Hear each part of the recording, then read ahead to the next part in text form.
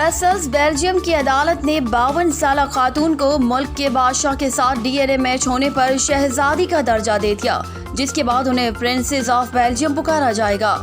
عالمی خبر رساں ادارے کے مطابق بیلجیم کی مصورہ 52 سالہ ایلفائن بوئل نے عدالت میں درخواست دائر کی تھی کہ وہ ملک کے سابق بادشاہ البرٹ دوم کی بیٹی ہے، لیکن وہ انہیں تسلیم نہیں کرتے، اس لیے معزز عدالت مجھے میرا حق اور وہ تمام اعزازات دلائے جو دیگر شہزادوں اور شہزادیوں کو حاصل ہے۔ عدالت نے خاتون کے دعوے پر مقدمے کی سماعت کی اور خاتون کا ڈی این اے کرانے کا حکم دیا، جو کہ بادشاہ البرٹ دوم سے میچ کر گیا، جس پر عدالت نے خاتون کو بادشاہ کی بیٹی تسلیم کرتے ہوئے انہیں شہزادی کے اعزاز سے نوازا اور تمام اعزازات و مراد بھی دینے کا حکم دیا، جبکہ بادشاہ کو مقدمے میں آنے والے اخراجات بھی خاتون کو ادا کرنے ہوں گے۔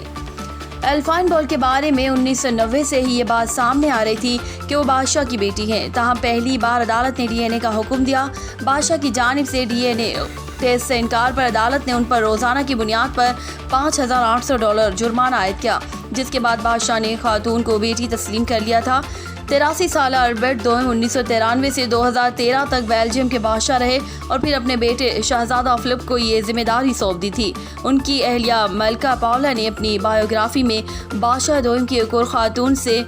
بیٹی ہونے کا تذکرہ پہلی بار 1999 میں کیا تھا۔